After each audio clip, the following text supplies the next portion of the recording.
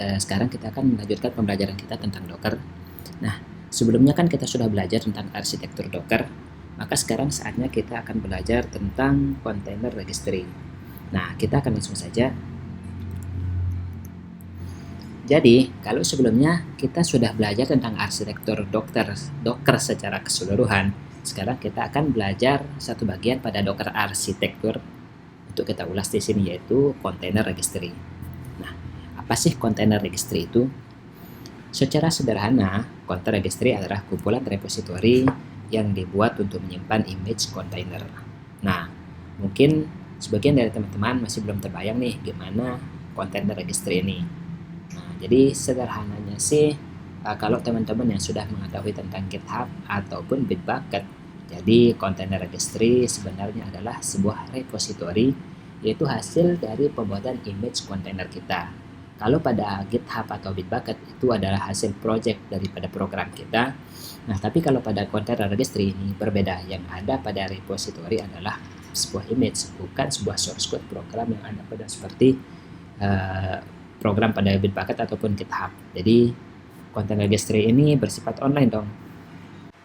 Ya, karena dia berada pada sebuah server cloud atau berada pada sebuah hosting. Jadi pada saat kita membuat sebuah image kita bisa simpan dalam container registry.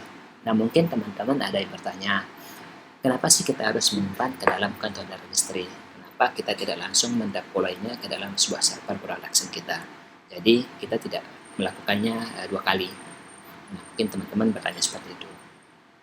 Nah, untuk menjawab, di sini saya akan mengulas terlebih dahulu apa saja yang bisa diberikan oleh container registry.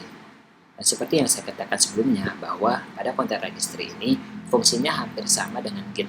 Jadi kita bisa melakukan Docker pull untuk mengambil image kita dalam container registry. Nah, dengan ada perintah Docker pull itu, pada saat kita melakukan deployment ke dalam aplikasi, deployment ke server production, kita nggak perlu nih melakukan kita nggak perlu langsung nge-deploy ke dalam server. Jadi kita bisa menyimpannya ke dalam container registry terlebih dahulu. Jadi pada server production kita tinggal pull saja pada container registry-nya, atau kita tinggal ambil pada container registry tanpa harus melakukan pengaturan tambahan. Ya, jadi pada saat kita melakukan sebuah pull pada container registry, kita tidak perlu melakukan pengaturan tambahan pada server kita, karena yang kita pull pada sebuah server adalah sebuah image. Jadi kita tidak perlu melakukan instalasi apapun lagi di dalam server production kita. Nah, di pertemuan selanjutnya kita akan membahas secara tuntas apa sih image itu. Dengan adanya container registry ini, kita juga memungkinkan melakukan melakukan identifikasi image yang kita simpan di dalam container registry untuk kita uji coba. Jadi misalnya ada tim kita yang membutuhkan image untuk dilakukan uji coba. Jadi tadi tinggal kita menyimpan ke dalam container registry. Nah, jadi tim kita nanti yang akan melakukan testing akan mengambil langsung di container registry tanpa kita harus melakukan pemindahan secara manual.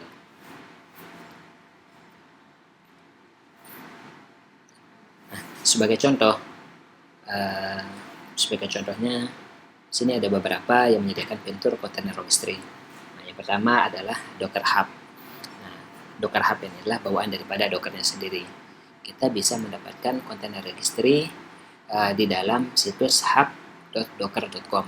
Nanti pada pertemuan-pertemuan selanjutnya, kita bakalan belajar untuk mendaftarkan akun di dalam Docker hub.docker.com. Selanjutnya adalah ada Google Container Registry. Adalah container registry yang disediakan oleh Google kayak gitu. Nah, kita bisa mendapatkan container registry-nya melalui cloudgoogle.com/container registry. Nah, adapun yang terakhir adalah AWS Elastic Container Registry. Nah, karena nggak mau ketinggalan oleh kompetitornya, AWS mengeluarkan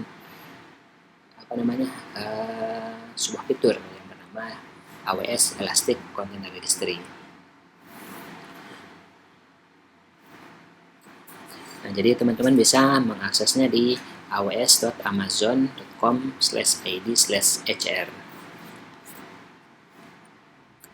Nah, jadi ini adalah tempat yang menyediakan fitur container registry. Untuk pertemuan-pertemuan selanjutnya, kita akan menggunakan container registry yang disediakan oleh Docker itu sendiri, yaitu hub.docker.com.